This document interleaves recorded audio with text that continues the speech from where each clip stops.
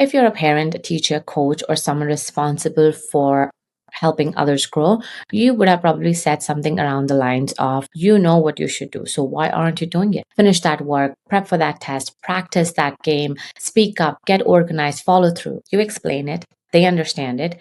They may even tell you, I know what I'm doing, and yet they still don't do it. So we end up calling them unmotivated, indisciplined, lazy, careless, not trying hard enough. What if the behavior is real, but the conclusion is wrong? Hear me out. When someone repeatedly struggles to execute, I don't want to immediately ask, why won't you just do it? I would rather ask, what is getting in your way? Think about a student who keeps missing out on assignments. You might think they don't care, but what if they actually don't know where to start? Or take someone who keeps putting off a presentation. You might think that they are just procrastinating, but what if they're actually anxious about getting it wrong? Same behavior, different gap. One person may need clarity, another might need additional skills. Someone else may be overwhelmed and simply don't have the bandwidth.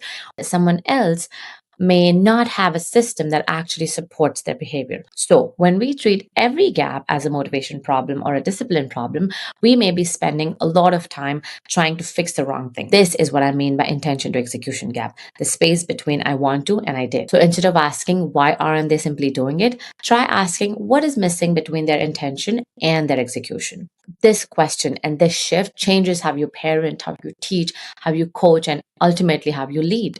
Because now we are not labeling the person, we are trying to understand what's happening. Because now we are not passing a judgment, we are getting curious.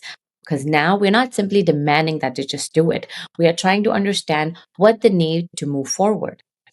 And once we understand that gap, we can figure out what kind of support might actually be helpful. Maybe the answer isn't more pressure. Maybe it's the right support for the right gap they're experiencing.